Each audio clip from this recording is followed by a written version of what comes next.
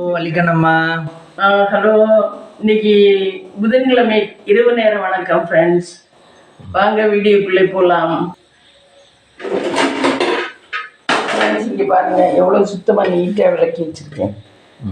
Super.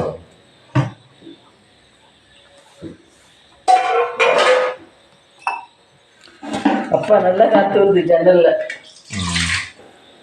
Idli சட்டி பளபளன்னு உள்ளது. ஆமாம், நான் டெய்லி இட்லி ஊற்றி எடுத்து வச்ச உடனே விளக்கிடுவேன்.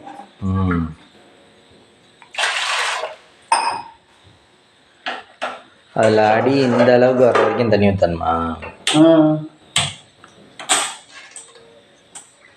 ஜில்லுன்ற காற்று. தட்டு கூட கருப்பாவெல்லாம் இல்லை பாரு, நம்ம விட்டு சூப்பராக இருக்கு. இட்லி துணிதான் மாற்றணும். அதுதான் பழைய வேஸ்டி. ஆமாம், அப்படி துணிதை மாற்றணும். அது நினைப்பே வரமாட்டேங்குது.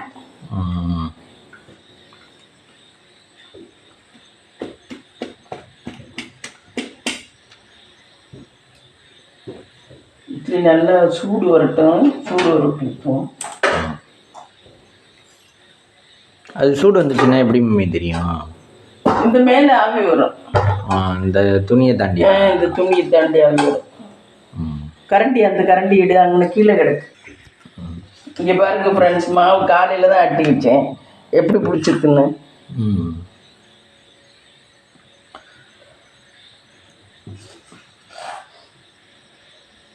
நல்லா ஒயிட்டாக உள்ளது. வெறும் சீயா அரிசி மட்டும்தான் போட்டேன் இன்னைக்கு. ரேஷன் அரிசியை கலக்கலை. வெறும் சீயா அரிசி மட்டும், இட்லி அரிசி மட்டும்தான். புதுக்கோட்டையில் ஒரு கடையில் இப்படி தானே கொடுப்பாங்க. ஞானகுரு செய்வோம். ஆமாம், அந்த கடையில் இட்லி நல்லா இருக்கும். ஆனால் விலை கூட 10 ரூபாயா? ஆமாம், 10 ரூபாயா 12 ரூபாயா ஒரு இட்லி. ஆனால் நல்ல அரிசி இட்லி நல்லா இருக்கும். தரமாக இருந்து நல்ல அரிசி இட்லி காசு கூட கொடுத்தாலும் ஒரு திருப்தியாக இருக்கும். சரி அப்படிங்கிற மாதிரி இல்லையா? இந்த இது கொத்தமல்லி மல்லி சட்னி ஃப்ரெண்ட்ஸ், மல்லி சட்னிக்கு போட்டிருக்கேன். எல்லாம் வதக்கிட்டு அதை சட்னியை அரைச்சிட்டு வந்துடுறேன். சட்னியை அரைச்சிட்றேன். கொத்தமல்லி சட்னியை அரைச்சிட்டேன் ஃப்ரெண்ட்ஸ். இங்கே பாரு, காரம் பயங்கரமாக இருக்கு. மிளகா 2 போட்டேன். கூட போட்டிங்களா? சரி, இப்படியே இட்லியை கூட எண்ணெய் ஊற்றி தான் தொட்டுக்கலாம். எண்ணெய் ஊற்றி தான் தொட்டுக்கலாம். அதுக்கு நம்ம ஜில்லுன்ற காற்று வீசுகிறதா? நல்லா காற்று வீசுது ஃப்ரெண்ட்ஸ். இதில் அவங்க சொல்லியிருந்தாங்க வீடியோவில், அதை பார்த்து சனிக்கிழமை ஞாயிற்றுக்கிழமை இவருக்கு டைம் இல்லை, போட்டு அது வாங்கணும் ஃப்ரெண்ட்ஸ். 899 ரூபான்னு இவங்க சொல்லியிருந்தாங்க ஒருத்தவங்க, ஒரு ஃப்ரெண்ட். அது அப்புறம் தான் வாங்கணும் ஃப்ரெண்ட்ஸ், சனிக்கிழமை ஞாயிற்றுக்கிழமை ஆர்டர் பண்ணணும். அந்த கூகுளில் போய் சர்ச் பண்ணிட்டு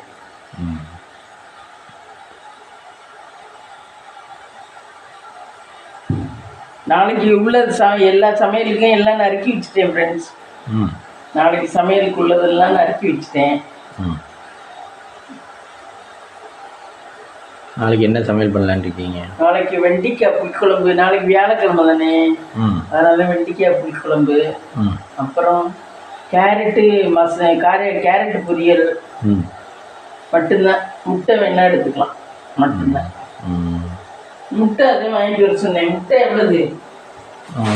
அது அமௌண்ட் சரியாக தெரியவில்லை.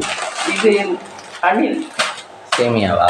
ஒரு நாள் உப்புமா கிட்டலாம்னு ஃப்ரெண்ட்ஸ் வாங்கிட்டு வர சொன்னேன். சேமியா. இது முட்டை எவ்வளவு? அது சரியாக தெரியல. 10 எவ்வளவு? 50யோ 60யோ? 50 தான் விற்கிது. 50 ரூபா தான். இது 16 அப்படிதான். மொத்தமாக 80 ரூபாயா 85 ரூபாயா இருந்துச்சு. இது 16 32, 50 82. அப்போ ஏதோ இன்னும் 3 ரூபா கூட. ஓ, மொத்தம் 85 ரூபா தானே. இதை ஃப்ரிட்ஜுக்குள்ளே வைக்கணும். அப்புறமா இப்போ கொண்டு போய் இஞ்சி பாரு நிறைய. அதுக்கு நம்ம இதே ஈவினிங் வாங்கினதா? இது ஆமாம், இது 2 தான் ஈவினிங் வாங்கினது. நாளைக்கு நம்ம இன்னைக்கு டே எப்படி போச்சு? இன்னைக்கு டே போச்சு, அமைதியாக போச்சு நல்லா. ஆனால் தண்ணி வந்து ரொம்ப கொஞ்சூண்டா வருது நமக்கு பைப்பில். உயரமா பிடிச்சோம்னா ரொம்ப கொஞ்சோண்டா வருது. என்ன ஒன்று வச்சுருக்காங்கன்னு தெரியல. கம்மியாக வர மாதிரி அடியிலேயே இது வச்சுருக்கா தெரியல, என்னன்றாங்கன்னு தெரியல. அவங்களையும் பேர் வச்சுன்னு இருந்து பார்க்க மாட்டேங்கிறேங்க. அப்புறம் ஃப்ரெண்ட்ஸ், நீங்களாம் என்ன பண்ணுறீங்க? சாப்பிட்டீங்களா? சாப்பிட்ருப்பீங்கன்னு நினைக்கிறேன்.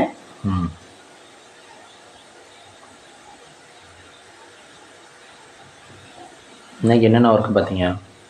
இன்னைக்கு காலையில் இன்னைக்கு செடிக்கெல்லாம் தண்ணி ஊற்றல. என்னமோ மழை வரும்னு சொன்னாங்க. 6 நாளைக்கு மழைன்னு நியூஸில் காலையில் சொன்னேன்.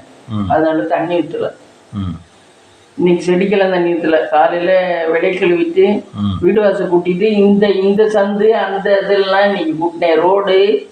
ரோட்டில் நம்ம வாசல் அதெல்லாம் கூட்டினேன். எல்லாம் சுத்தமாக கூட்டினேன்.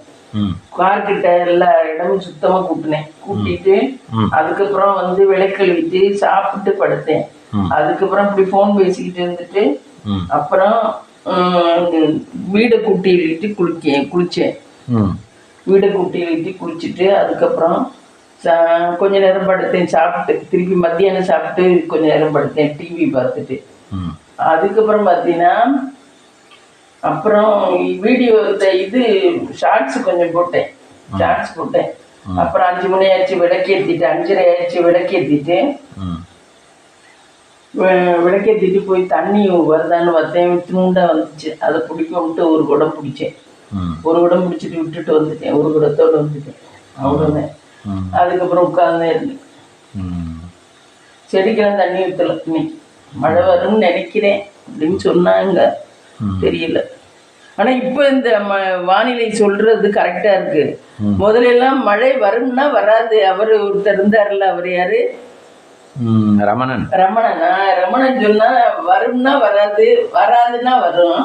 இந்த அம்மா இப்ப புதுசா யார் ஒரு அம்மா இருக்காங்க, பொம்மை லேடி இருக்காங்கன்னா, அவங்க சொன்னா கரெக்டா இருக்கு. மழை வரும்னா வருது. ரமணன் வரும்னு சொன்னா வராது, வராதுன்னு சொன்னா கண்டிப்பா வரும். அவர் அதில் தான் ஃபேமஸே. ஆமாம். என்ன இப்படி மாற்றி சொன்னதுல தான் ஃபேமஸு. அவர் படத்துலேயே நடிச்சிருக்காருல்ல? படத்தில் நடிக்கல. இல்லை, ஏதோ படத்தில் நடிச்சிருக்காருன்னு நினைக்கிறேன். அவர் படத்தில் வானிலை அறிக்கை சொல்கிறாங்க, என்ன நடிச்சிருக்காரு? ஓ, அதுக்கு தானா?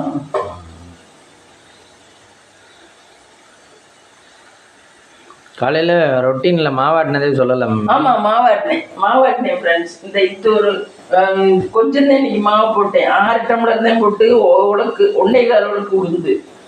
இது ஒரு மாவும் இது ஒரு மாவும், 2 மாவு தான் ஃப்ரெண்ட்ஸ். அப்புறம் சனிக்கிழமை அப்புறம் ஆட்டிக்குவோம் அப்படின்ட்டு விட்டேன். 7 உலக்கு போடல, 6 உலக்கு தான் போட்டேன். இது சனிக்கிழமை தாண்டி வரும். மாவாட்டினேன் 11 மணிக்கு ஆட்டி 12:30க்கெல்லாம் எடுத்துட்டேன். மாவாட்டினேன்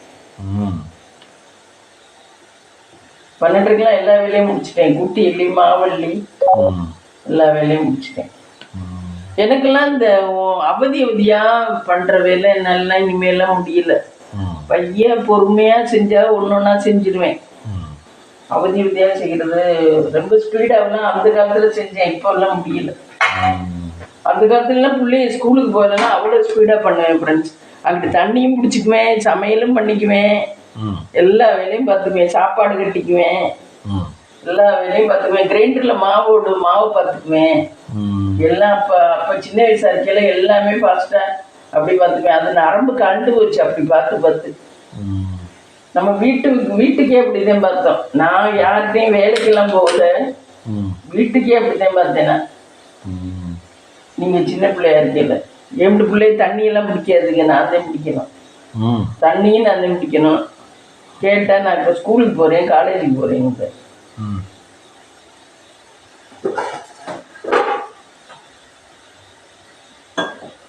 நரம்பே கலந்து போச்சு அப்படி பார்த்து. இப்போதான் கொஞ்சம் பரவாயில்ல. இப்போதான் கொஞ்சம் நான் நிம்மதியாக இருக்கிறேன். இந்த ஏஜில் தான் ஃப்ரெண்ட்ஸ் கொஞ்சம் நிம்மதியாக இருக்கிறேன்.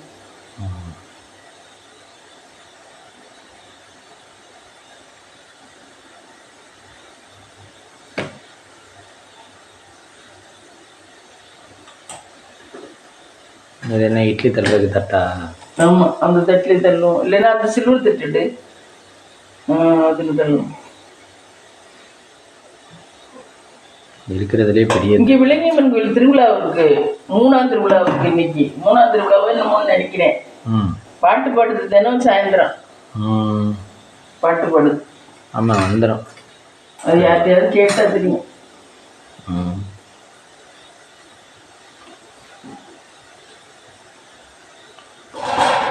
இன்னைக்கு வச்ச பாவக்காய் குழம்பு எப்படி இருந்துச்சு? நல்லா இருந்துச்சு, சூப்பராக இருந்துச்சு. பாவக்காய் குழம்பு சூப்பராக இருந்துச்சு. எக்கு குழம்பு மாதிரி இருந்துச்சுல. தக்காளி கொஞ்சம் கூட போட்டேன், அதனால கசப்பே தெரியல. தக்காளி கொஞ்சம் கூட போட்டனால. அந்த கொடி பாவக்காய் நம்ம விதையை ஊனி விட்டோம்னா வந்துடும். வேலியில இலையிலாம் ஊனி விட்டோம்னா வந்துடும். கொடி பாவக்காய் தான் அது. எல்லா காயுமே வீட்டில் வளர்ந்துட்டா சந்தைக்கு போகிற வேலையே இல்லைல்ல. ஆமாம், இதெல்லாம் சமத்து கிடையாது. என்ன 10 ரூபா 20 ரூபாய்க்கு வாங்குறோம், அது கூடவா செலவழிக்காம இருக்கும். வீட்டில் அதுக்காக கஷ்டப்பட்டு, வீட்டில் எவ்வளோ கஷ்டப்படணும், தண்ணி ஊற்றி. ஆனால் வந்து இது ஒரு சந்தோஷம், நம்ம கையால் நம்ம வீட்டில் காய்க்கிறதுங்கிறது ஒரு சந்தோஷம். நம்ம வச்ச செடி நமக்கு முன்னாடி காய்ச்சி பூத்து குழங்குறது பார்க்கறது ஒரு சந்தோஷம் இல்லையா? அதுதான் நம்ம பெத்த பிள்ளைய கல்யாணம் பண்ணி புள்ள பெத்து அதுக்கு பூத்து குலுங்கிறது பார்க்க ஒரு சந்தோஷம் மாரி, நம்ம வச்ச செடி நல்லா தளதளன்னு வளர்ந்து பூத்து குலுங்கி காய் காய்ச்சா அதுல ஒரு சந்தோஷம். அந்த சந்தோஷத்துக்காக பாதி பேர் செடி விற்கிறாங்க. எல்லாரும் ஆர்டிஸ்ட்லாம் இந்த சீதாமாவெல்லாம் வைக்கிறாங்க பாரு, அதுல ஒரு சந்தோஷம். மற்றபடி வாங்க முடியாமையா? 20 ரூபா கொடுத்தா பாவக்காய் வாங்கலாம், கத்திரிக்காய் வாங்கலாம், சூப்பர் கத்திரிக்காய். நம்ம கையால நம்ம வச்சு பூத்து குலுங்கினா அது ஒரு சந்தோஷம்.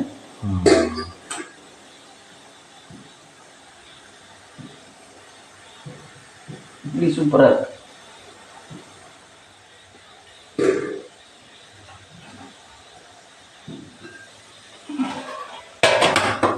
தள்ளிக்க 2 மைல் தூரத்துக்கு.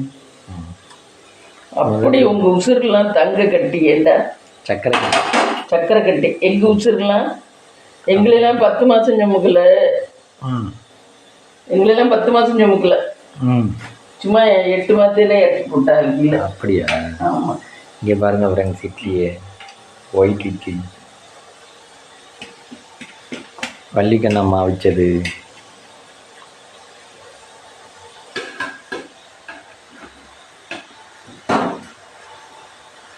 வள்ளிக்கண்ணம்மா எத்தனை நடை ஊற்றலான் இருக்கீங்க?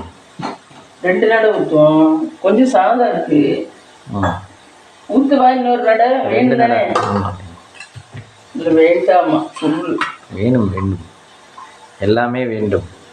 சாப்பிட்ற பலகாரமாக இருந்தால் எல்லாமே வேண்டும்.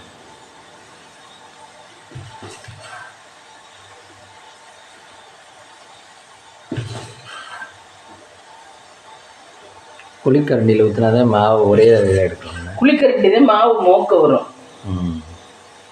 வேற கரண்டிலாம் மோக்க வராது. ஏந்தல் மாதிரி இருக்க கரண்டிலாம் சாதம் வேணா எடுக்கலாம், மற்றபடி மோக்க வராது.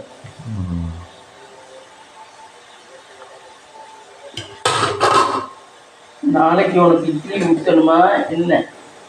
எஸ், ஊற்ற வேண்டும் காலையில். இங்கே பாருங்க இப்போ ஃப்ரெண்ட்ஸ், இட்லி எப்படி இருக்குன்னு பூவா தொட்டு காட்டுறேன் பாருங்க. இங்கே பாருங்க இப்படி இருக்கு. இது மிளகா இதுக்கே நல்லா இருக்கும், பொடி இட்லிக்கே நல்லா இருக்கும். தாரணேஷ் எப்படி தெரியுமா பொடி இட்லி கொண்டு போவான் என் பேரன். நெய் கொஞ்சம் போட்டுறது, இட்லி பொடி கொஞ்சம் போட்டுறது, அப்புறம் இந்த இட்லியை சின்ன சின்ன பீஸா கட் பண்ணி அதுல பிரட்டிட்டு எடுத்துக்கிட்டு போவேன் ஸ்கூலுக்கு. அதான் பொடி இட்லி. ஏன் பொடி மேல இட்லி தூவி எடுத்துட்டு போனா அப்படி பண்ணா அது டேஸ்டா இருக்காது. இதுனா நெய்யோட ருசி இதெல்லாம் தெரியும், நல்ல டேஸ்டா இருக்கும்.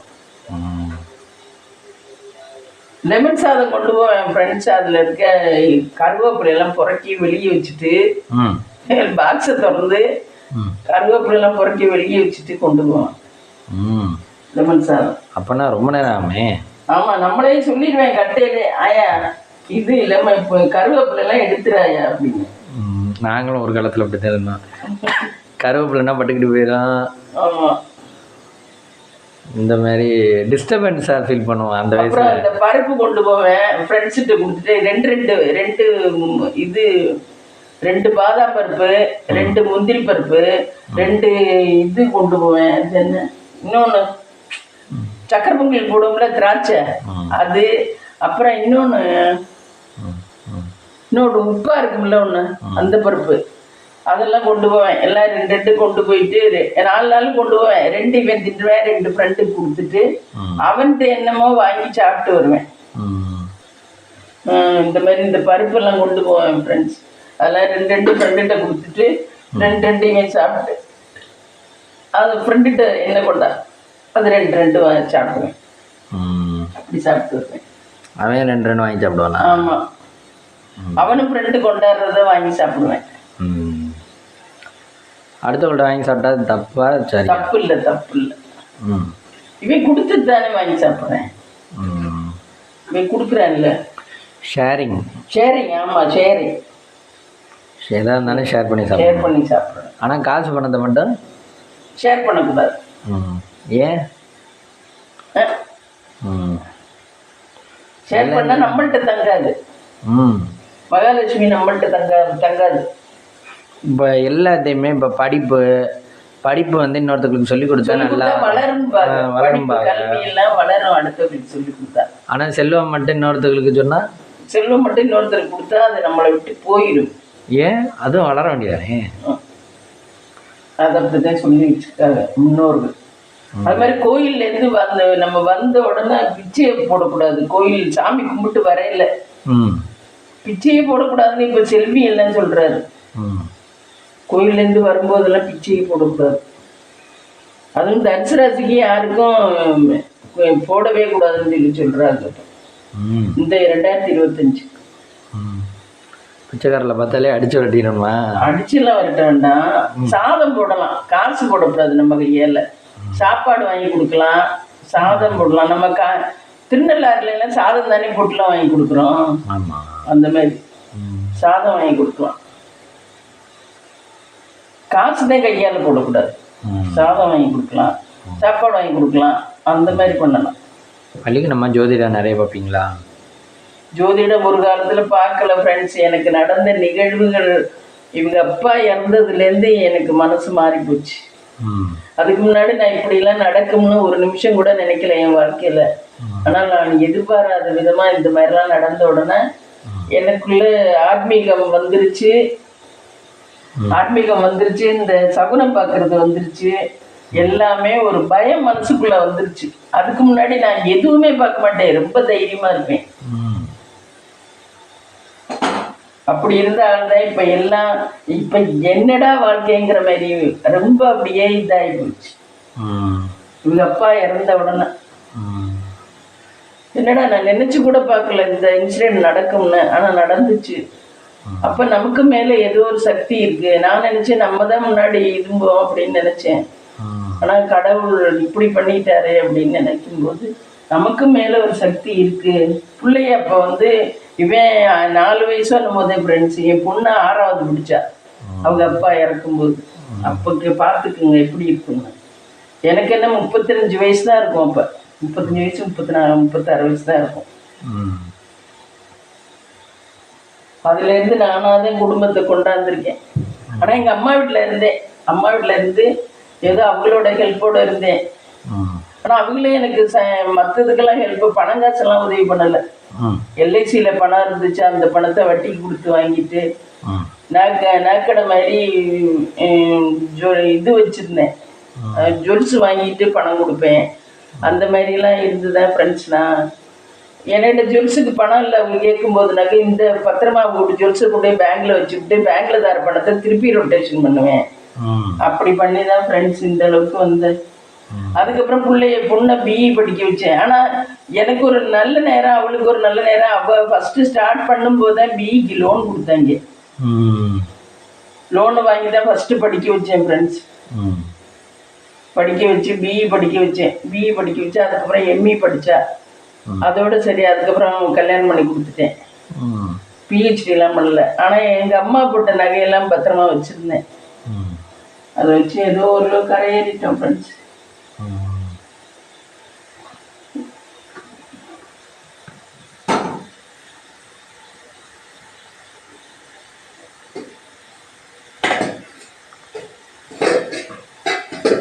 அதுலேருந்து ஆன்மீகம் ஜாதகம் எல்லாம் பார்க்க ஆரம்பிச்சேன்.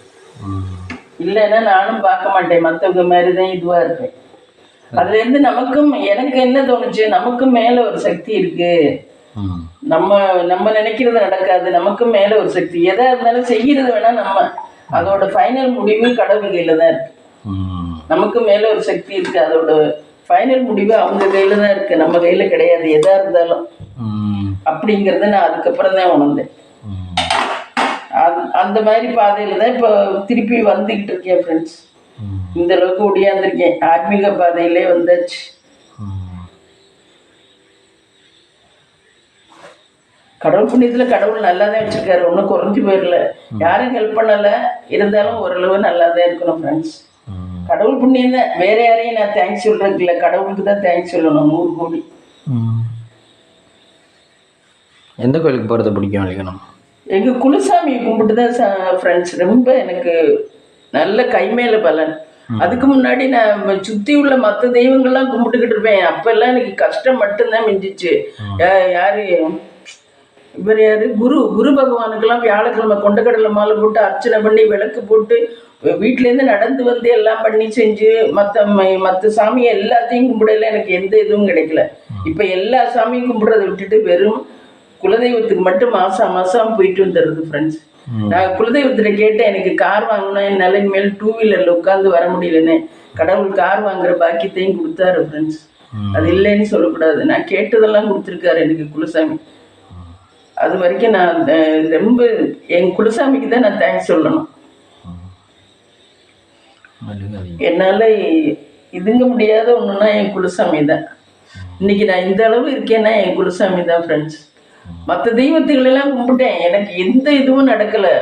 குருவுக்கு இந்த இது காமாட்சி அம்மன் கோயிலுக்கெல்லாம் எவ்வளோ ஓடி ஓடி வருவேன், வெயில்ல ஓடி ஓடி வந்து சாமி கும்பிடுவேன், அர்ச்சனை பண்ணுவேன், விளக்கு போடுவேன், எல்லாம் பண்ணுவேன். ஆனால் எனக்கு அப்போ எல்லாம் எந்த பலனும் கிடைக்கல, கஷ்டம் மட்டும்தான் மிஞ்சிச்சு. அப்புறம் குலசாமி என்னைக்கு நான் கையெடுக்க ஆரம்பிச்சேனோ, அதுவும் எப்படி நான் சாமி கும்பிட ஆரம்பிச்சேன்னா ஃப்ரெண்ட்ஸு, ஒரு இடத்துல ஜாதகம் என் பொண்ணுக்கு கல்யாணம் பண்ணும்போது கல்யாணம் பண்ணுறதுக்காக வேண்டி ஜாதகம் பார்க்க போனேன். ஜாதகம் பார்க்க போனால் காரைக்குடியில் ஒரு செட்டியார்கிட்ட தான் ஜாதகம் பார்க்க போனேன். அந்த செட்டியார் என்ன சொன்னாருன்னா, ஜாதகத்தை பார்த்துட்டு அவர் ஜாதகம் பார்க்க வர்றதுக்கு நான் 10 மணிக்கே போயிட்டேன். அவர் 11 மணி ஆயிடுச்சு, குளிச்சு முழுகி சாப்பிட்டு வந்து ஜாதகம் பார்க்கறதுக்கு 11 மணி ஆயிடுச்சு. அவ்வளோ நேரம் உட்காந்துருந்தேன் அவர்கிட்ட. சரி ஜாதகம் பார்த்தார். ஒரு ஜாதகத்துக்கு அப்பவே கிட்டத்தட்ட 10 வருஷம் முன்னாடியே 400 ரூபா வாங்கினாரு ஃப்ரெண்ட்ஸ். 2 ஜாதகத்துக்கு 800 ரூபா வாங்கினாரு. ஆனால் ஜாதகம் பார்த்துட்டு சொன்னாரு, ஒரே வார்த்தை சொன்னாரு, நீங்க வந்து குலசாமிக்கு நெய் விளக்கு போடுங்க, நெய் விளக்கு போடுங்க. என்னமோ சொன்னாரு, இது ஜெயிக்கணும், என்னமோ சொன்னாரு. அந்தபடி சொல்லி கும்பிட்டு வாங்க, உங்களுக்கு எல்லாம் நல்லதே நடக்கும் அப்படின்னாரு. அதுபடி என்ன தர்மம் ஜெயிக்கணும், நியாயம் வெல்லணும்னு சொல்லி கும்பிட்டுவாங்க, தர்மம் ஜெயிக்கணும், நியாயம் வெல்லணும்னு சொல்லி கும்பிட்டுவாங்க அப்படின்னாரு. அதுலேருந்து நான் விடாம போறேன் ஃப்ரெண்ட்ஸ். அமாவாசை போயிடுறது குலசாமிக்கு. என்னை பொறுத்தளவுக்கு குலசாமி தான் எனக்கு எல்லாமே. எங்கள் ஊரில் எங்கள் வீட்டில் படைப்பாங்க, அந்த சாமியும் போய் கும்பிட்டு வந்துடுறது. வருஷத்துக்கு ஒரு வாட்டி பொங்கலுக்கு போய் அங்கே போய் சாமியும் கும்பிட்டு வந்துடுறது. அது ஏதோ அந்த தெய்வங்களோட புண்ணியத்தில் தான் என் வண்டி விடுது. எனக்கு மனுஷர்லாம் யாரும் ஹெல்ப் கிடையாது. என்னோட கூட பிறந்த அக்கா தங்கச்சி இருக்காங்க, அண்ணன் தம்பி இருக்காங்க, யாரும் ஹெல்ப் கிடையாது. எல்லாரும் இவங்க அப்பா இறந்த உடனே என்னை கை கழுவி விட்டாங்க ஃப்ரெண்ட்ஸ். அது வரைக்கும் எல்லாரும் சேர்ந்தவங்க இவங்க அப்பா இறந்த உடனே என்னை பிள்ளைய வச்சுக்கிட்டு என்ன பண்ணுறா பார்ப்போம் அப்படிங்கிற மாதிரி கை கழுவி விட்டாங்க. அதுலேயும் நான் இன்னைக்கு நான் அவங்கள விட நல்ல நிலைமையில தான் இருக்கிறேன். அது அந்த கடவுளோட உண்மையில. சரி வாங்க ஃப்ரெண்ட்ஸ்,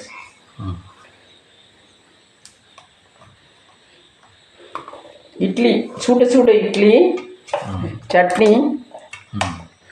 இது சட்னி தான் காரமாக இருக்க மாதிரி தெரியுது. அப்புறம் சாதம் கொஞ்சம் இருக்குது, சாதம் கொஞ்சம், தயிர் இருக்குதுல, இது பாகக்காய் குழம்பு. இதான் ஃப்ரெண்ட்ஸ் இன்னைக்கு நைட்டு டின்னர்.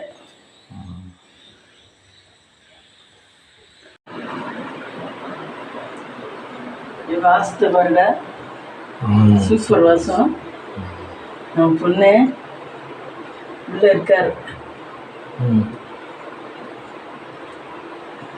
இந்த பொட்டு வச்சிருக்கீங்கல்ல, இது 1 வீக்குக்கு அப்படியே தான் இருக்குமா? இதெல்லாம் ஒரு 3 மாதத்துக்கு அப்படியே தான், அடிக்கடிலாம் வைக்க முடியாது இது பொட்டு. ஆயுத பூஜைக்கு தான் இனிமே ஆவணி மாதம் வரும்ல, ஆவணி பூஜை ஆயுத பூஜை, அதுக்கு தான் நீ தொடச்சிட்டு போட்டு வைப்பேன். அப்புறம் முதல்ல சொல்லுவீங்க வியாழக்கிழமை அது விளக்குவேன், விளக்கு மட்டும்தான் விளக்குவேன், பொட்டு வைக்க மாட்டேன், விளக்கு மட்டும் விளக்குவேன். இதெல்லாம் கொஞ்சம் சிரமமான காரியம்ல, தொடச்சி பொட்டு வைக்கிறதெல்லாம். நான் இப்போ வெறும் சாமி கும்பிடுற வேலை மட்டும் பார்த்துக்கிட்டு இருந்தேன்னு வச்சுக்க, யாராவது சமைக்க ஆள் இருந்தா, நான் மட்டுமா இருந்தா இதை பார்க்கலாம். நம்ம வீட்டில் எல்லா வேலையும் நான் தானே பார்க்க வேண்டியது, மொத்த வேலையுமே. நீ வெளி வேலை பார்க்குற, வீட்டு வேலை ஃபுல்லாக நான் தானே பார்க்குறேன். அதனால இதுக்கெல்லாம் நீ இது ஆயுத பூஜைக்கு தான் எடுத்து துடைக்கணும். இங்கே திரி மாத்துறாங்க ஃப்ரெண்ட்ஸ். இங்கே தெரியுமா, பழைய திரியை எடுத்து போட்ட வேண்டும். எடுத்து போட்டாச்சு. நாளைக்கு விளக்கணும். விளக்கு வியாழக்கிழமை விளக்கிடுவேன், விளக்கி போட்டு வச்சுக்குவேன் முக்கால்வாசி.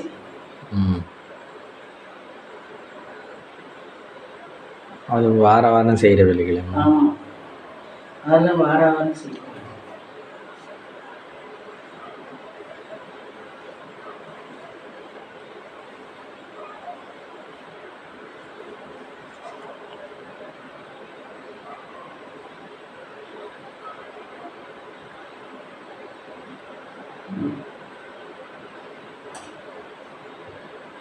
திரி மாற்றியாச்சு ஃப்ரெண்ட்ஸ், கேஸ் நிறுத்தியாச்சு.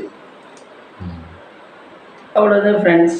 இன்னைக்கு எங்கள் வீடியோ இன்னைக்கு எப்படி இருக்குன்னு சொல்லுங்கள். இந்த வீடியோ பிடிச்சிருந்தா லைக் பண்ணுங்கள், ஷேர் பண்ணுங்கள், கமெண்ட் பண்ணுங்கள், சப்ஸ்கிரைப் பண்ணுங்கள்.